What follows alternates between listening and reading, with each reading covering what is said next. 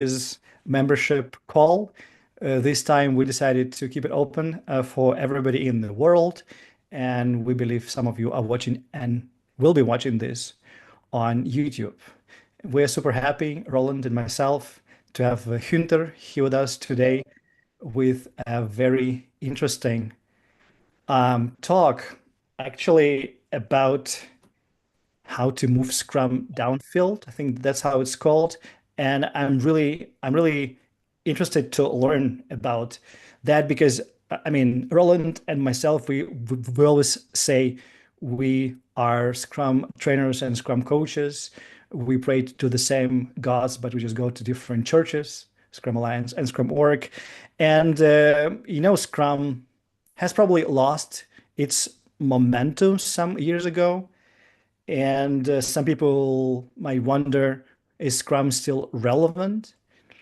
And that's why I think this talk is super interesting to hear the opinion of Gunther, who has been in this field for many years. And I would like to see how Scrum is still relevant, especially in the era of AI and everything that is happening around that. So, Roland, say hi to the audience. Hi, I'm That's waiting for Roland. Gunther to start. Let's go. That's Roland. And Gunther, the stage is yours. Okay, thank you, Alexey. Now, just sort of a warning up front. I'm not going to talk about AI. I'll talk a lot about Scrum, but not just yet at AI. I'm not an expert or whatever. So, thanks very much for having me, both Alexey and Roland. As I was preparing my talk, my presentation, I've also tried to sort of build some bridges or connections between my talk and what you guys do with Org Topologies. I hope that works out. Also for the people that are not aware of it, because it's now a sort of a mixed audience, so general public as well as Org Topologies community members. We'll see how that works out. And I want to talk about what I call the future state of Scrum indeed. Unfortunately, Alexey, I must agree that Scrum has become totally irrelevant. Scrum is dead, Agile is dead, anything you want, but mainly on LinkedIn. In my experience in the real world out there, there's still tons and tons of people that need help, that want help, that ask for help, that are struggling, that are very happy with the information we give them. So my honest feeling is that it's mostly something on LinkedIn. Scrum is dead, Scrum is irrelevant, Scrum is not agile. We know all the typical cliches. So I truly believe that there's an incredible future for Scrum. It doesn't mean that we can sit back and relax and it will happen by itself. So I want to share some ideas that I would say it's about the future state of Scrum. When I was looking for an angle for my presentation this week, I felt like taking you guys and the audience through time. So a little bit of a time travel. And as you said, Alexei, I've been in this world for quite a while now. I started in 2003. This year is 2025. Future state of Scrum, hopefully also beyond 2025. But as I'm no wizard. Sometimes people think I am, but I'm not. I can't look into the future. I have no idea what is going to happen. I can only appeal to people to make it happen. So we can't predict the future, but still we can try to shape the future. And that's sort of what my talk is about. So I started a long time ago, back in 2003. I've been in a very fortunate position working with great people by then that were intrinsically motivated. And another big thing is that we started out with something that's called extreme programming, which looking back was incredibly important that my life of Scrum started with extreme programming. Really great. It showed me as from day one the importance of having great development engineering practices within Scrum. So we use Scrum to wrap extreme programming. But I want to take you guys a little bit forward back to in this case back to 2013. So from 23 to 2013, 10 years of Scrum, just doing Scrum, no ambitions, I'm not into title things anyhow. Just doing Scrum in diverse circumstances with different teams, in different technologies, different organizations, different types of organizations. So really beautiful. And maybe that's the reason why it helped me back in 2013 to write a little book about Scrum. It's called Scrum, a pocket guide. It was published with a Dutch publisher, obviously, because the Netherlands is still Scrum country #1 in the world by then and still today. And it was called Scrum, a pocket guide. Created it in 2013. In the meantime, last year, 2024, there was an update published, the fourth edition already. I would have never imagined that in 2013. But even in that first edition, 2013, the last sort of statement in the book was sort of my belief, my hope, my dream, my ambition, whatever you want to call it, my aspiration around the future state of Scrum. So in that statement, I said the future state of Scrum will no longer be called, but I said Scrum. Because I hoped, dreamed, and I still believe that what we now by then, but even today call Scrum, will have become the norm. And organizations will have reorganized around it, or organizational structures will have re-emerged around Scrum. Now, we've moved on a little bit. And in the meantime, I've learned that it's going to require a little bit more than just me publishing such a statement in a little book. But I still believe that. And what I call it, Scrum will no longer be called Scrum because it's my belief that it will have become obvious because people will not think about it anymore. The terminology, people will just work in short cycles. We will address the accountabilities as defined in Scrum without thinking about the terminology and the formalities all the time. So that's still my belief. But I wrote that in 2013. By coincidence, it was in the period between ending my work as a principal consultant at Capgemini and then entering my partnership with Ken Schreber and Scrum.org. In 2016, I stopped working exclusively with Ken and for Scrum.org because I wanted to go out there in the world again, work with teams, work with organizations, do consulting. So already in that year, I've been visiting several organizations. And what I found, it was still the era of agile transformations. I don't know if anybody still remembers that.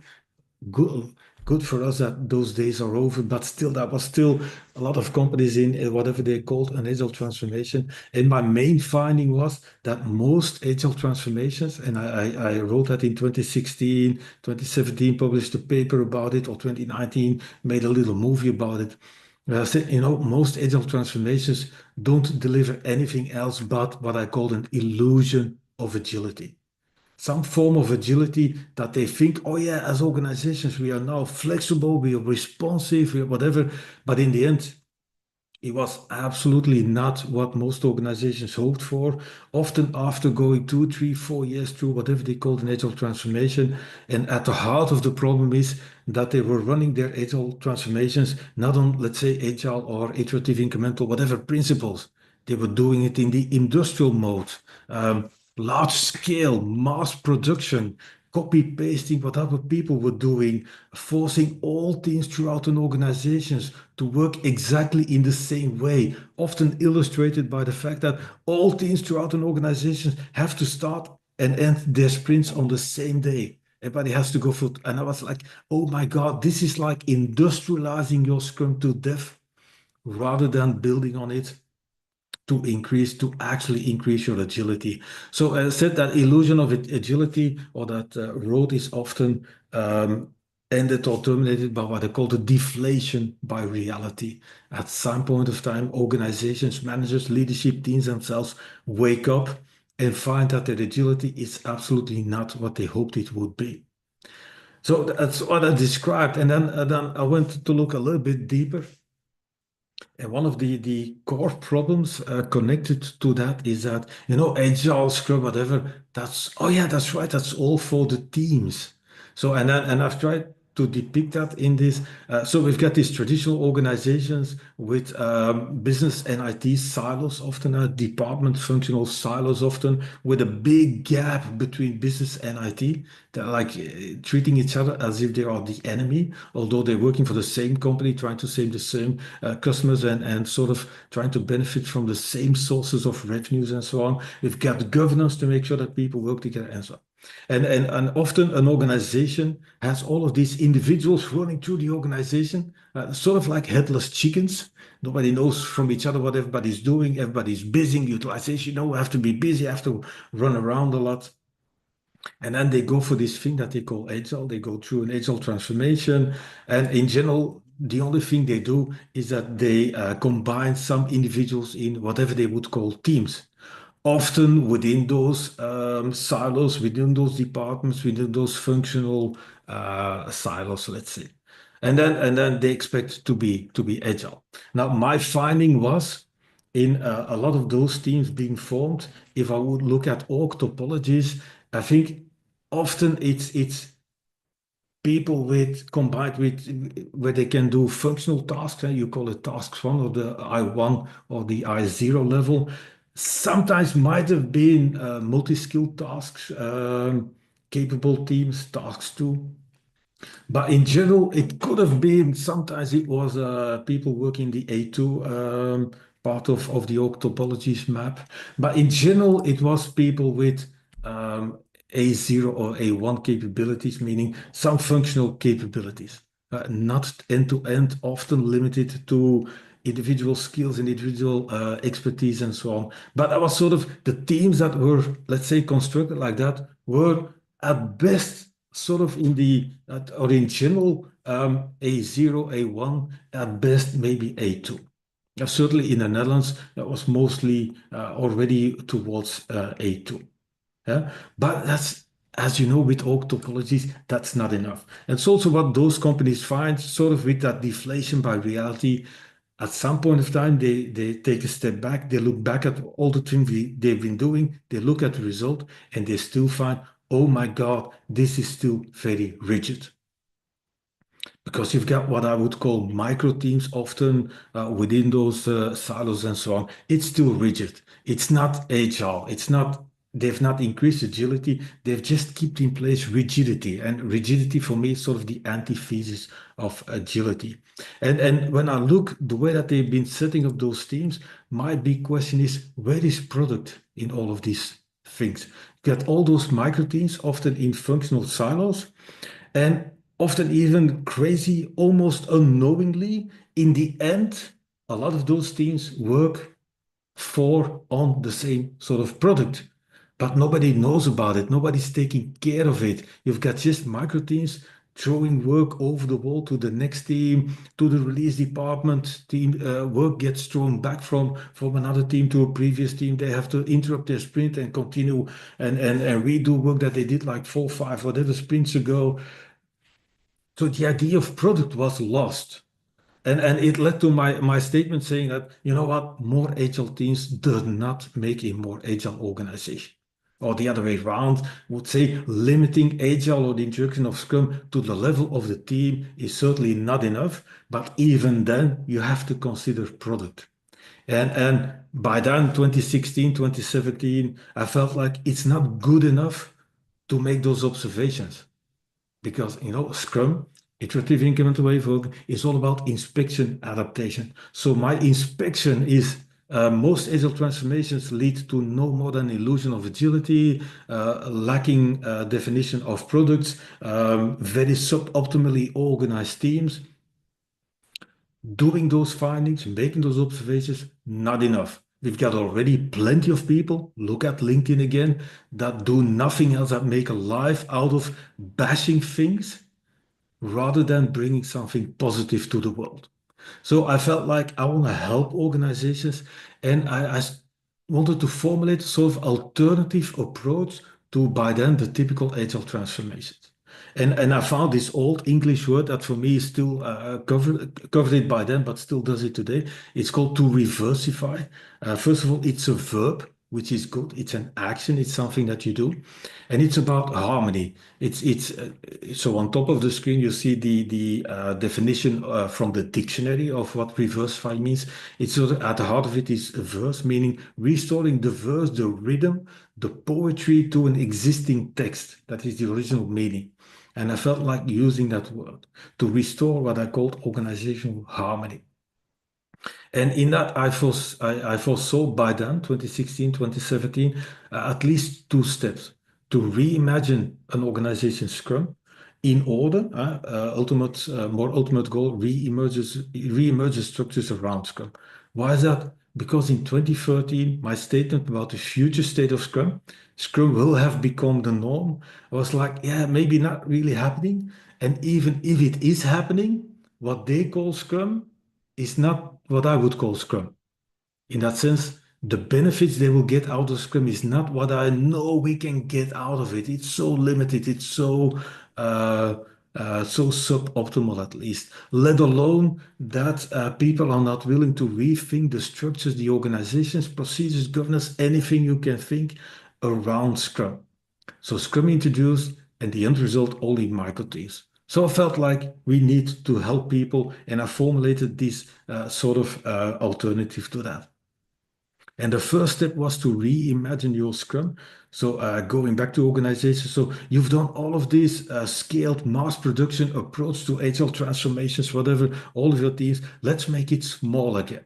Let's have a look at one area, one product, one service, one project, whatever you want to call it, to see where you're doing Scrum. So we're going to leave alone all of the other ones. We just focus on that one domain area, whatever you want to call it. And let's start by identifying what is the actual product that they're working on. And let's reorganize, let's reimagine our Scrum around that product. But why is that idea of knowing your product so important? It was formulated like that. In the meantime, also in the Scrum Guide, I formulated like that in early 2020 and even before. Product is the vehicle to deliver value. Introducing Scrum, adopting Scrum should increase your ability to deliver value. And value is a very different driver than volume is. Volume, that is the industrial way of thinking, the corporate BS, whatever. It's about doing more, faster, and so on. Value is about doing the right thing, not just doing more, the thing with the biggest impact. And Scrum is all about increasing your ability to deliver value. And if you accept that product is the vehicle to deliver value, then the idea, the definition of product is incredibly important. But then obviously people start asking, yeah, but what do you mean with product? And already a long time ago, because that's what happens when you've been doing this for almost 22 years. You've got questions around this in classes, in trainings, in consulting assignments, and so on. And people ask for what is a product. So really a long time ago, I did some research, trying to find a definition of product. And what I found in dictionaries and even in big product management books was rather boring. Not really helpful, is the definitions that you see on top. A substance, something that is manufactured, something that's refined for sale, whatever. It's not really helpful. So I wanted to make my own definition of what for me product means in a context of Scrum. And that means for me, context of Scrum, product can be a product, something you create. It can be a physical thing, it can be a non-tangible thing, it can be a digital thing, it can be an online product, it can be something that you actually ship, anything. It can be a good, it can be a device in the end, it can be a service you want to provide to people. Ultimately, even, why not, an experience you try to offer to people. So all those things fall under the, for me, definition of product. But what important is for my definition of product, it's about providing value. And I want to make it even more strict, not just value to anybody, but value to the consumers of the product. So that means for me, in a context of Scrum, it is only a product if it provides value to the consumers of the product, to the people in the end having to use the product, having to apply the product, having to build on the product, whatever, to solve problems that they have. And why did I make it so strict? because I'm sort of fed up with all these ideas, Scrum suboptimal, micro teams within limited to what you would call A1, A2, whatever, limited to just thing. And connected to that is that those teams often only work on components of a product or a subsystem or a sub-thing of a product. Nobody's taking care of the overall, the overarching end product. And that's why I say it's only a product for me in Scrum if it delivers sort of end-to-end value, start to finish value to consumers.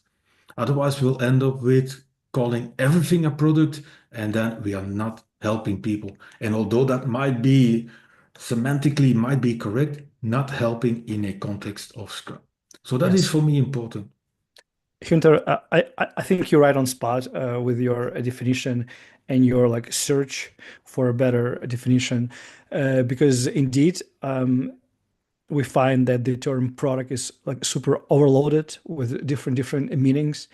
Yep. And we used to have like product somewhere on top of the Org Topologies map before, like there was a whole product and partial product. Some people might remember that, but because like people mean so different things when we say product, we thought it's actually beyond repair to explain what we actually mean by that.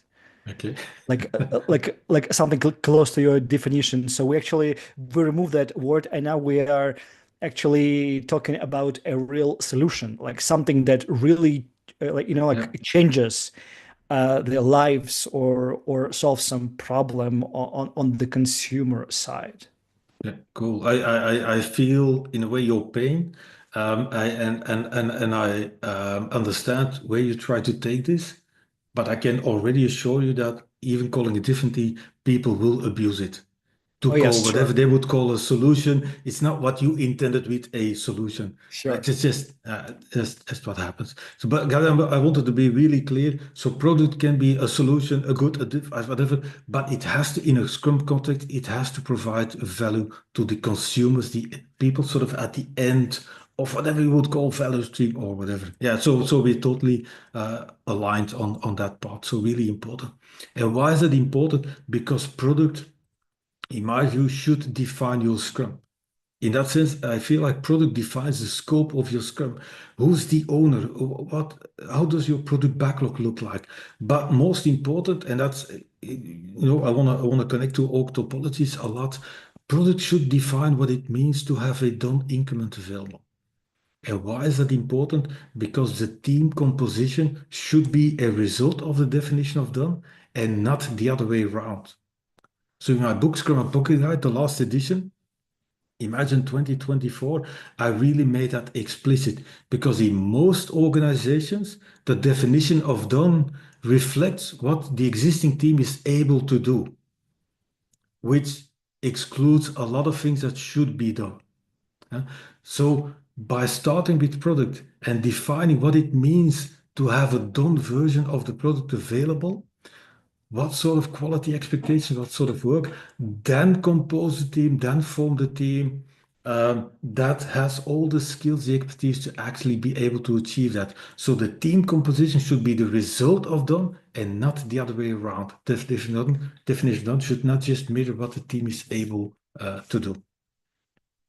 Ilya has his hand raised. Speak up. You have a question? Yeah, first need to find the unmute button as usual. Thanks a lot. I still find that kind of a fascinating topic, the definition of products, and I mean their whole. Thanks a lot for bringing this up again. This shows how important it is to know the product. Yeah. What I'm wondering about is, was the definition that you said is very strict, is in a way still very broad. At least this is how it feels to me, and. Because it focuses on the one hand strictly on this needs to be a vehicle for value delivery, but the difficulty I feel is in defining kind of the boundaries. This is part of this product, and this is not. And the question I had was, how far is it the question of identifying these boundaries, figuring out, okay, where are those boundaries, and how far is it the question of defining those boundaries? basically Yeah. saying this is how we set them. Yeah, if I say reimagine your Scrum, take a step back, look at sort of one area of the organization, whatever you do in Scrum, look at know your product. And the starting point for me, Ilya, and all the other people, is always start with the consumers. Who are you doing this for? So if you're going to define boundaries, please go ahead, but start with consumers. Don't start with technical systems, applications, whatever involved. Start with the consumers. Take that step back. Try to take that helicopter view. Yeah. But it's important. And the reason I'm focusing on it so much is because too many organizations ignore this. They just circumvent this totally. Yeah, but now doing Scrum, we've got all those teams in place. We're doing Scrum. They all have a product backlog and so on. And then you look at it and say, yeah, but that seems like a backlog, not really for a product, is it? That's more like a team backlog. So, and that's where I want to help. So take a step back. It's not an easy step, but start with the people that you are trying to serve with your work, with your service, with whatever, and then define your product starting from there. There's also a quick question in the chat about the definition of an increment. You might you might say you will cover it later, and then I will postpone this question until later. No, not really. It's an interesting question. It pops up so in even. The question Go is, ahead. like, what's about Scrum increments, Gunther? Many increments fail to deliver direct value to customers, though they offer significant value to the Scrum team by providing learning opportunities. Like, would you? I think the question is, like, would you consider those increments if they don't deliver value to consumers but still provide some learning? Yeah, well, it's a bit of a fuzzy thing. So increment in Scrum is first of all a term that is difficult to explain. The way I explain, because the good thing it's only one word. The way I explain it, I always say a synonym for increment for me means a releasable version of your product.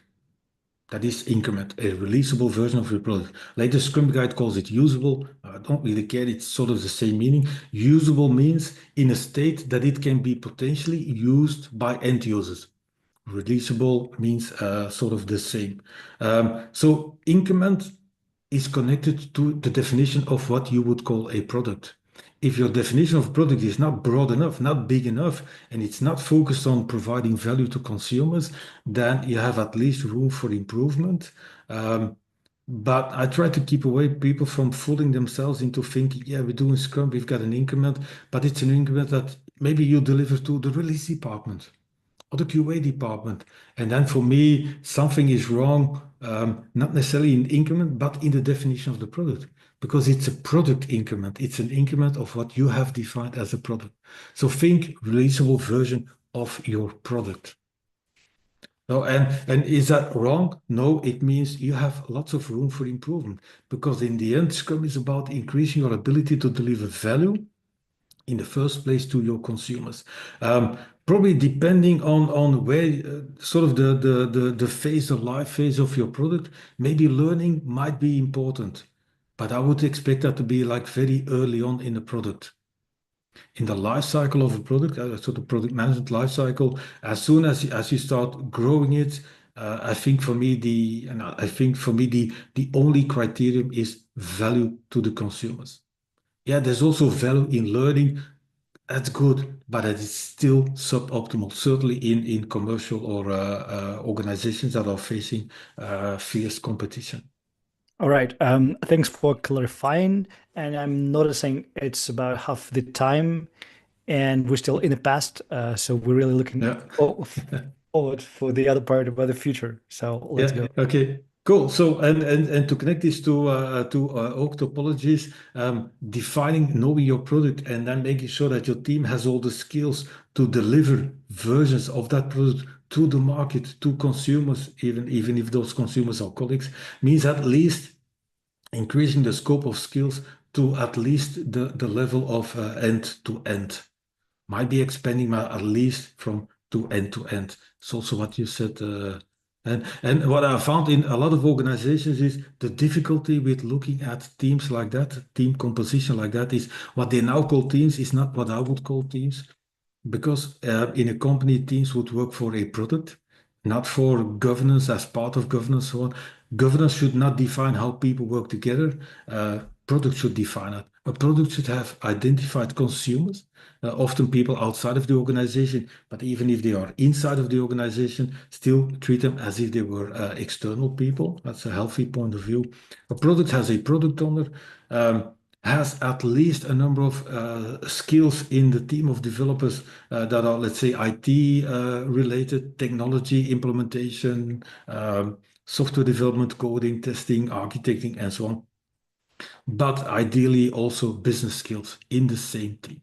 So that means what we used to call development team, or what I like to call now team of developers, has skills from lots of silos and departments. And that seems to make it so difficult because department heads don't want to give up control.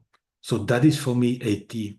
Teams are cutting, the composition of team just cuts through those silos and so on. And that seems to make it very difficult, but this will help us move in Org Topologies sense to at least B3, where it's at least partially business-wise, control is end-to-end, let's say, or the skills should cover end-to-end work, at least B3, potentially even B4.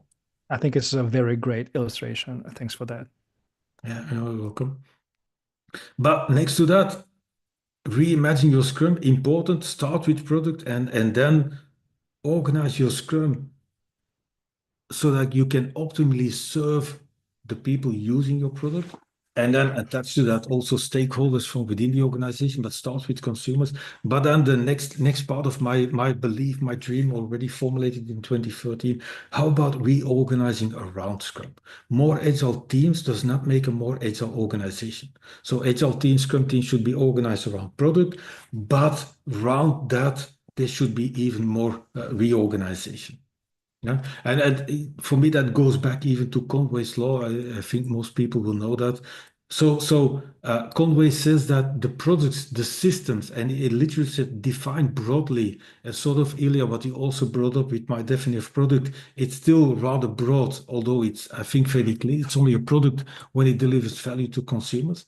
So it connects to what Conway said.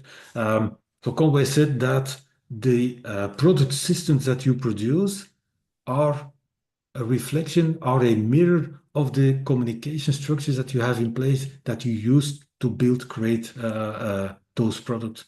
So taking it in the other direction, I think the main challenge is start with product again, and then think about what sort of communication structures should we have in place to make sure that we build the best possible products ever. And that's so important. So reorganize around it. Well, it was fascinating when I first formulated this thing called to reversify in 2016, 2017. I only focused on reimagining your Scrum. I had some sort of tangible steps and tangible ideas, and reorganizing around Scrum was just some sort of pretty vague idea by that. It was actually no more than a baseline. So know your product, important because product defines Scrum, and then Scrum should define your structures. So again, sort of bottom up, almost reverse engineering the organization based upon the fact that you're introducing Scrum. And that means in Org Topologies sense, for me, it means it aligns a lot with increasing the scope of the work mandate. Not just IT work, technology work, but also BIS included, and why not up to the higher up levels of the Org Topologies map. And that's where we enter something that I call product hubs. So if you have a team, multiple teams worked, organized around a product, that is for me a development hub, really important. The next step up would be to form a product hub. Because if we put product at the heart of everything we do, which is really important, and then we've got a product owner for that. An owner of the product who really has a mandate to take decisions, a person that we pulled out of those silos, and her life now revolves around a product. And then you could use Scrum to create the product, to evolve it, to maintain it, to update it, and so on. Yeah, but to manage a product, is not just creating, delivering a product. It's also talking about the financial aspects, the sales aspect, the promotion, the commercial aspects, marketing, product road mapping, maybe strategies of the product. There's so much more involved in that. And for me, in a product hub is an organizational entity in which we bring all the people that do also all of that other stuff for the product together in one unit. That might be stakeholders, that might be subject matter experts, but we all pull them out of their silos, their functional department, let's say, and we bring them together, facilitated, coach, mentor, whatever, by a Scrum Master, multiple Scrum Masters. So that a product hub becomes a sort of a startup, a mini organization within the organization, having all the skills, all the insights to actually manage the product. Not just the development, the creation, the delivery, the releasing of the product, but all the things. And management outside of that acts as an investor. They should not intervene. This should be a semi-autonomous unit within the organization. Yeah. And these quotes, by the way, on the screen almost literally come from that old paper, 1986, the new product development came. So imagine even by then they already said. And if you picture this within the organization again, we already know a team, multiple teams, all forming a development hub, meaning taking care of the development of the product. Then we're going to add other skills to that: subject matter experts, management experts, stakeholders, and so on, all part of that, and we bring them together in a sort of a new organizational unit. And that is what I call a product hub. Again, going back to that definition of a product.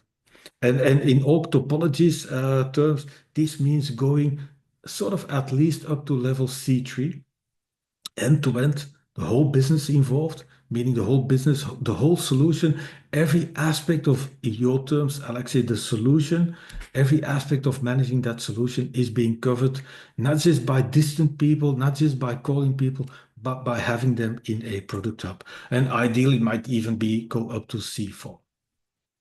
Yeah?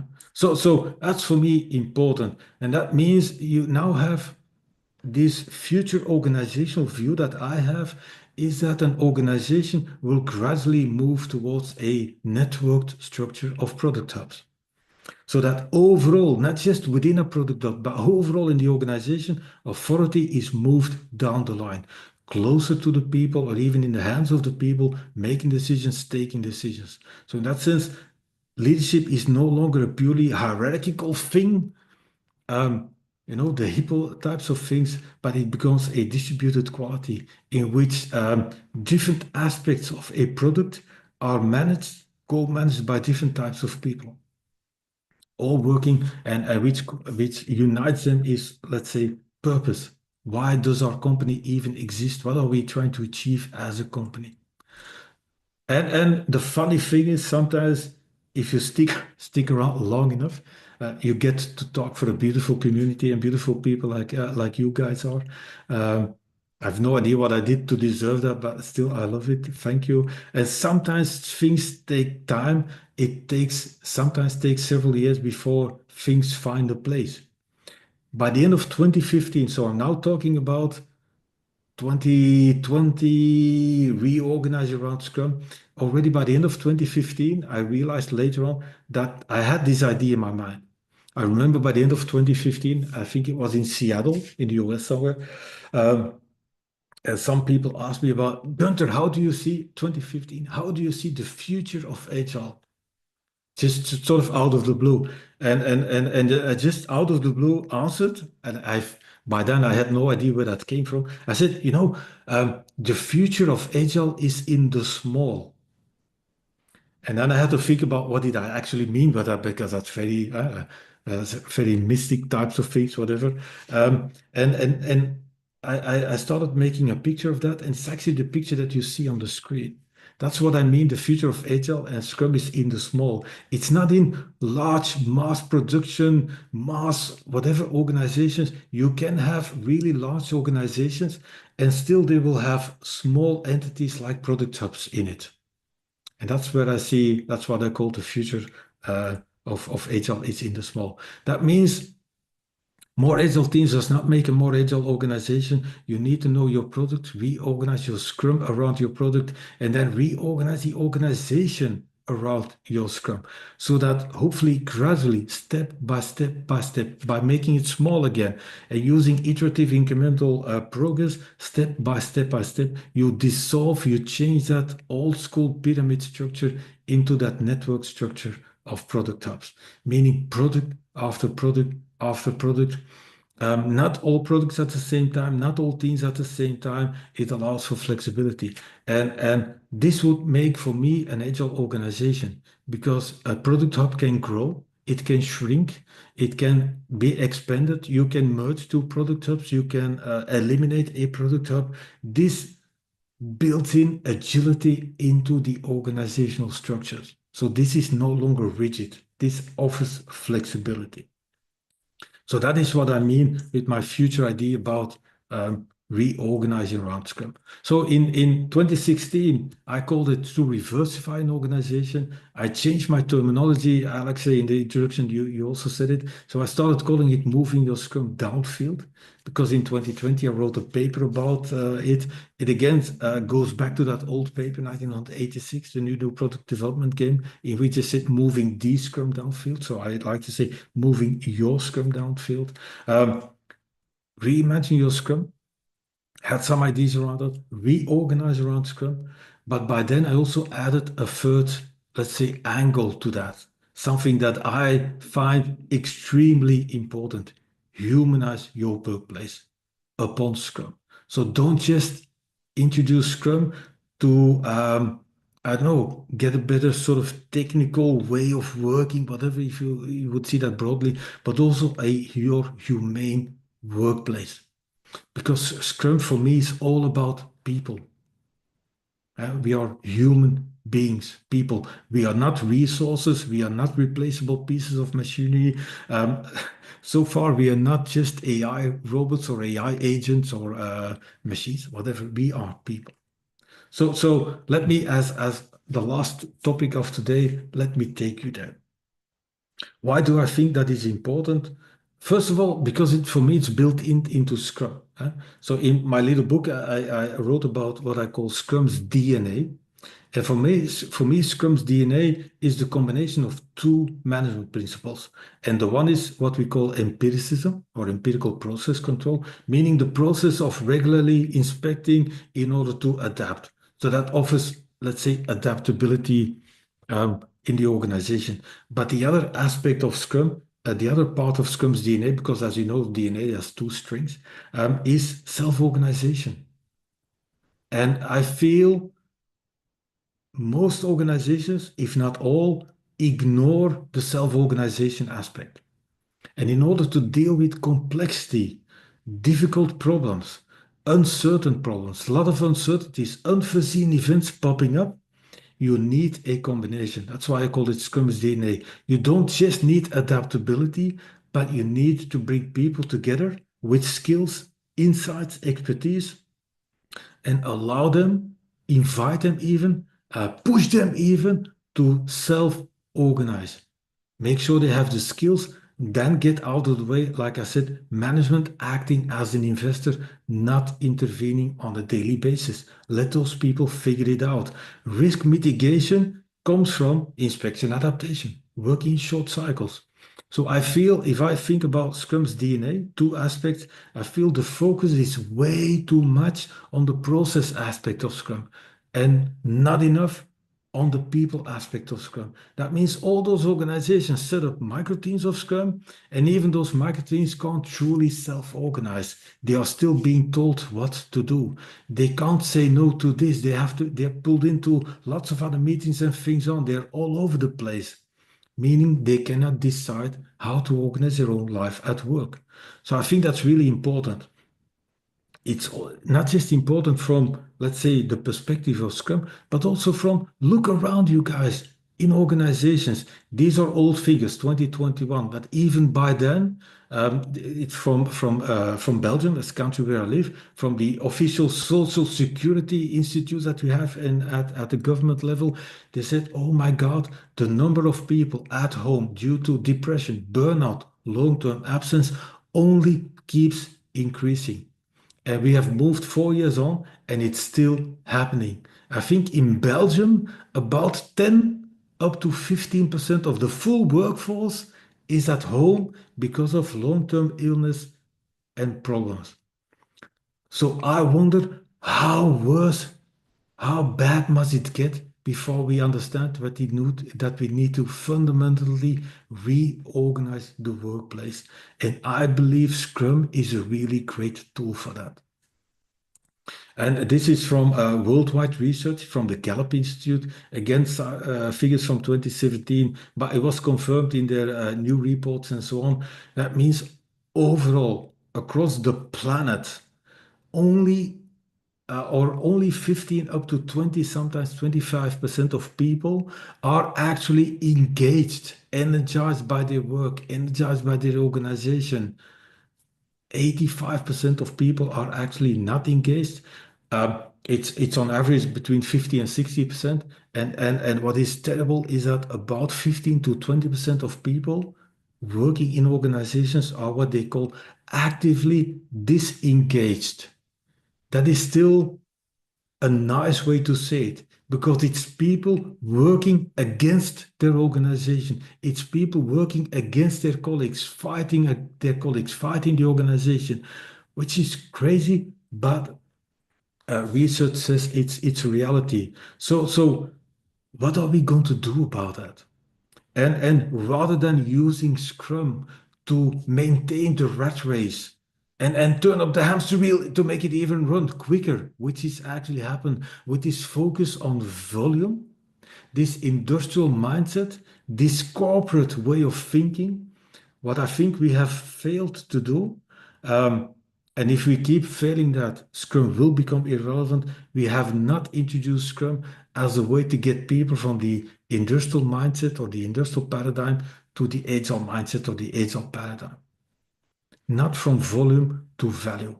And that is, I think, the biggest challenge that we have. And Scrum is all about self-organization. So Scrum introduced together with the self-organization that is so essential in it is a tool to not just liberate people, but also re-engage, re-energize people. And self-organization is not some sort of weird, crazy idea. All of us, everybody at home, we self-organize all the time. We buy cars, we buy houses, we sell cars, we sell houses, we look for a new job, we go on holidays, we plan our holidays. Everything we do in life is sort of self-organized. So self-organization is an ability that every single human being has. But in our professional environments, it seems we are choosing not to benefit from that. We keep telling people what they need to do. We think we know better than the people we hired to do a certain job. We think that we know better how to do that job. So self-organization is limited not by the fact that people are not able to do that, but by the fact that we limit it, we kill it, we prevent it, we impede it. So building on Scrum, you can open up self-organization. We can offer a context, an environment where people can finally apply the natural ability to self-organize. Scrum just provides boundaries for that. Yeah? And self-organization works better against a purpose, a vision that knows why they exist, a product vision, which is, I think, more powerful than the goals that were to the Scrum Guide, by the way, knowing why are we building the product. Again, within the boundaries of the product, who are our consumers? What are their problems? How are you trying to help them? And then self-organize against that and mitigate your risks of doing something wrong, something that will take you totally off track, whatever, by working in short cycles. But that's a very different way of working than the what I would call the industrial mindset. So self-organization, regardless of the fact that it was skipped from the latest Scrum Guide, is for me the overarching management principle that we need to build on. And self-organization sort of instantiates by starting at the level of self-managing teams, for me, meaning teams that organize their own work within a sprint. within the boundaries of a sprint against the purpose of creating at least one releasable variable increment no later than by the end of the sprint. That's about it. That's a self-managing team. The only boundary we have on that is the boundaries I talked about, but the additional boundary is that we ask people to reflect, inspect upon themselves on a daily basis via a daily scrum. Yeah? Not self-organizing, meaning one person might be the manager, might be department head, might be the senior technical, whatever lead you have, telling a whole group or several groups who should be doing what at what point of time. That is not self-organization. But beyond that, self-organization doesn't have to stop at the level of a self-managing team. It can go on to self-designing teams within a development hub, within a truly correctly composed team or combination of teams. If people can organize their own work, their own tasks, their activities on a daily basis, that means people also have the creativity, the intelligence to decide what skills do we need, what skills do we no longer need, what skills are more needed in the other team, so they can become a self-designing unit.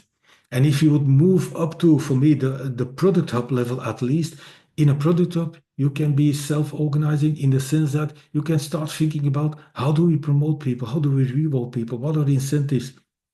Think about educational development and so on. So it no longer has to be part of that old school pyramid structure. And that might be part of your C3, C4 level in Org Topologies. So just focusing on self-management of a team within a sprint is for me a very limited view on what self-organization can do. And if we really build on self-organization when we introduce Scrum, I've seen that we can re-engage people up to the point that people, and for me, that's a good thing, up to the point that somebody says, you know what, this is not what I like to do. I'm going to do something else. Cool. I'm happy for you that you found in life something that you don't want to do and help you think about what you want to do. If that means leaving the team, leaving the organization, I'm happy with that. That's a lot better than being not engaged, 50-60% of the workforce, or even being actively disengaged, or burning yourself out, ending up in spending months and months and months at home, worrying, whatever. Not helpful. So Scrum for me is a tool to humanize the workplace. Not just build better products, but humanize the workplace. And those things should go hand in hand. Building a great product should re-energize you. Alexey, did you want to ask something? Or? No. I have a lot of things I would like to say and highlight, but I'll give you, of course, time to finish. Like I have a lot of thoughts now in my head after your slides. Wonderful. That's good. That's one of the ideas of presentations, classes. Plant a lot of seeds, sowing a lot of seeds, hoping that in the end some of them will grow into a beautiful flower. You never know. Well, this is sort of where I stand today. It's 2025. Last year in 2024, I started combining things, and finally the puzzle was sort of complete. And I then called it spin up your Scrum, because I don't know, I call it moving your Scrum downfield, spin up your Scrum. I don't know, I hope anybody recognizes still this little device. It's a fidget spinner. Our kids have used it a lot. And then I realized, okay, those three aspects, sort of like, yeah, spin up your Scrum. In that sense, reimagine your Scrum, rethink, know your product, reorganize your Scrum around your product. At the same time, reorganize around Scrum. At the same time, humanize your workplace. So don't do it sequentially, do it all the time concurrently, so that you gradually move from that old school pyramid structure to that network structure of product hubs, where every product hub is, like, you could also call it a value center if you want, or maybe in your terminology, Alexey, a solution center. So spin up your Scrum. And what is the problem with the sort of the massive adoption of Scrum? That also within, let's say, broad sense, the Scrum communities across the globe, there is a limited amount of people that will understand this, that will go for this, that will believe in this. There's only maybe 10, 15, 20% of people in line with engagement figures around the world that are engaged to do more with Scrum. That is the downside of the massive adoption of Scrum. It's also why in my communities I started going back from massive and volumes. I don't care about how many people follow me. I don't care about how many people sign up for my newsletter that are part of my Scrum Caretakers meetup. I don't care. I want to work with people that want this, that are willing, that are open to do this, that are eager to do this. But that's why I said in my description, not so many people will get it. Yeah, Gunther. So thank you very much for listening, at least. Yeah. Well, thank you very much for giving this presentation, all the work that you've put into also linking to our Org Topologies thinking tool. And I still need to thank you for the session that we had in France where you gave some valuable feedback. Thanks again. So people know you have also actively contributed to this product. The thing actually I was thinking about for in the last part of your talk. So actually you're saying, yeah, people at home take all kinds of decisions and then at work, we're not self-organizing anymore. Isn't that maybe a part of human nature, some laziness or comfort zone behavior that we see, that it's just difficult to beat, to get everybody into that, positively, actively taking also responsibility at work? I would honestly say no. Why? I get what you mean, but let me give my perspective on things. For me, it's an expression of that industrial mindset. People treating people as dumb, mindless workers that just have to follow the plan, do whatever we will tell them. It's sort of this sort of hidden ladder of intelligence almost. But I understand what you mean, because when we come in and we do Scrum and we try to do it properly, even with the complete self-organization, people have not been allowed to self-organize for several years, often a few decades. It's not in the mindset of, let's say, the organization. It's not in the culture of the organization. So we come in with Scrum and people don't believe it. Because whenever they did something out of the box, something trying to be innovative, whatever, something that they were not supposed to do, when it turned out fine, everybody, wow, beautiful champagne, confetti, whatever. But when it went wrong, their heads were chopped off. That means we have instilled a culture of fear. We now come in with Scrum, we say, you can self-organize. Fine, we're not going to tell you what to do. It's going to take a long time before people see that we now are serious about it. It's one of the biggest things with all these digital transformations, people, managers, leaders, whatever, we now do Scrum. Yes, you can self-organize. But even after 3, 4 sprints, the results are not what those people expected. Then they start intervening again. And then we just send out a signal. We said it was Scrum. We said this was about self-organization, but it was a joke. People do not believe it. So it's going to take a long time. It's going to take a lot of patience from leadership and management to not intervene, to send out the signal to people, it's serious. So it's going to take a long time, Roland, for that self-organization and the results of self-organization to emerge. It's not because people are not able to do it. It's not because people are lazy, but it's because for decades and decades we have denied them the right to do that. So they don't believe us anymore. I also like to thank you, Gunther, for this talk. I think your talk reminded me why I was attracted to Scrum like 15, 20 years ago, because of exactly those things you're mentioning. Still, your last slide or your last words on the last slide were like, yeah, people will have hard times seeing that reimagined version of Scrum. And that reminded me of a discussion we had with another Scrum guru, Jim Coplin, the author of Scrum Patterns. And he challenged us quite badly with Roland at some point. He said, hey guys, he says you map different frameworks, team topologies, less safe on Org Topologies. Why can't I find any mapping of Scrum? Like, are you afraid to show what you're thinking?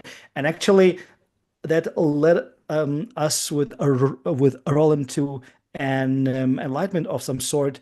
That actually, well, there are different kinds of Scrum you can say, or different flavors of Scrum. The one you're describing is very dear to my heart. That's also how I understand the initial idea. But if you again go out into the industry and see how the majority of Scrum implementation work, it's far from that. And it's not good or bad. Like at Org Topologies, we really try not to be judgmental, and we try to be, Cool. like cold-headed and say, yeah, maybe those orgs just have different optimizing goal. Maybe they just need different things. And if you accept that thought for a moment, then yes, if your organization would like to use Scrum to optimize for something else, like fast flow with teams, as team topologies also is helping you to optimize, then you would build completely different Scrum. You would do Scrum per team, not Scrum per development hub, right? Or you can also use Scrum, I guess, to manage your a narrow specialist almost to a resource utilization, right? Which is, of course, not what Scrum was invented for. But 20, 30 years after, I think we see those different ways of how Scrum, like mechanically, can be applied to help manage and reach different optimizing goals. And the one that you are showing is, of course, is about something else. Is about increasing adaptability, learning, self-management, engagement. Yep. Of course, if companies want those goodies, they would want to try your vision, your image of Scrum. That's how I see it. Yeah. But I think I truly think the world is in need of moving from that sort of industrial and corporate mindset to something different. And it's a lot of what you said, sort of the way a lot of organizations use Scrum is to sort of optimize internal efficiency, effectiveness, whatever you want to call it. It's all about internal optimization. Right. You can optimize your internal way of working as much as you want. In the end, where you get your money from is from your users, your consumers, the outside world, or whatever partners or people that will use your things. So in the end, that suboptimal optimization, that suboptimal thing of looking at the inside, that's what I want to bring, is to shift your focus from the internal way of the organization to what you are achieving. Right. And you also said in the beginning, this talk is not about AI, but so to fix that, or to just add a little bit of AI into the talk, because we are in the AI era, and I think everything is impacted by AI. I mean, many companies, in my experience, and I've been consulting for many years, they hadn't even dreamed up to your level of seeing Scrum because of different arguments like, hey, the cognitive load of people would just go over the roof. You cannot manage too many repositories, or you cannot learn so many things, or you cannot do that, and that. And I think with AI, it is actually changing, because now a team can open up, say, a new code repository they haven't worked yet, and ask AI, hey, AI, explain me like what it does, what's the architecture, how do I run a test here, add me this test. So actually, AI revolution and all this tooling and agentic world actually helps, I think, the teams to start exploring your vision of Scrum. And hopefully, I think we should see more of these high level archetypes like B and C level on the Org Topologies map try and Scrum, because it is now easier, cheaper to create a learning organization than it was maybe 10 years ago because of AI. Yeah. Do you see this happening with your clients? Some of these movements, trends already? Not yet. I understand your view, and I think, and I buy into that. I think using AI as a team might sort of extend, in a way, expand the skills that you have, the insight, the information that you have. Yeah, it will. I don't think it will ever replace to self-organization of people. Using it as a tool No, and instrument is really it's not to important. replace, but it's to help people learn faster and close those gaps on the map, so to say. Yeah. But you know, in most organizations, sort of the corporate BS, they try to, it's like sort of limiting the access to certain websites or so, do you know, or things. And a lot of organizations will probably do that. Again, it shows a lack of trust, and in that sense, almost a disrespect Sure. for their people. It's again about controlling people all the time. Give up on that. Look at the results, look at the value bring. In most organizations, when in 2016, 17, started building that idea about reverse fire as a sort of alternative approach to an agile transformation, I also always started with the question, what are you hoping for?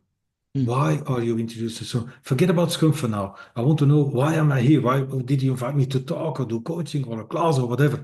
What are you hoping to achieve? And it always boils down to, in a way, agility and value. And then I can offer, hey, so this is how we would do it with Scrum. But start with why. Start with your overall purpose. Yeah. Yeah, thanks for these thoughts. We've been live for a bit more than an hour, and I think there's been a lot of good thoughts that people still need to digest. So I recommend rewatching this recording. And just to finish that, you were discussing this terminology about moving the Scrum downfield, right? And I talked to our AI Org Topologies custom GPT, what it makes of the word moving Scrum downfield. And actually, it believes moving downfield means this, horizontal scaling, just adding more teams and more teams, which is not exactly what you are describing. You are describing something else. And to maybe give you a little gift, if you will, Gunther, we have a term elevate, because I think it's about elevating Scrum or elevating Safe or elevating team topologies. You can try to elevate, meaning giving people higher purpose, giving people more freedom to act and fulfill the human nature. Elevate your Scrum. That sounds really Yeah. great. Thanks a lot. It's been wonderful to have you here with us. Hope to Thank meet you you one again for day. the invitation. I will also share Awesome. a PDF version of my PowerPoint, by the way, so you can share it with anybody who attended or in the Org Topologies. Excellent. Yeah. Thanks a lot. All the best. Okay. Bye, everybody. Cool. Thank you. All right. Bye, everybody. Thanks. Thank Peter. you. Bye-bye. Bye. Bye. Okay, so the stream on YouTube has been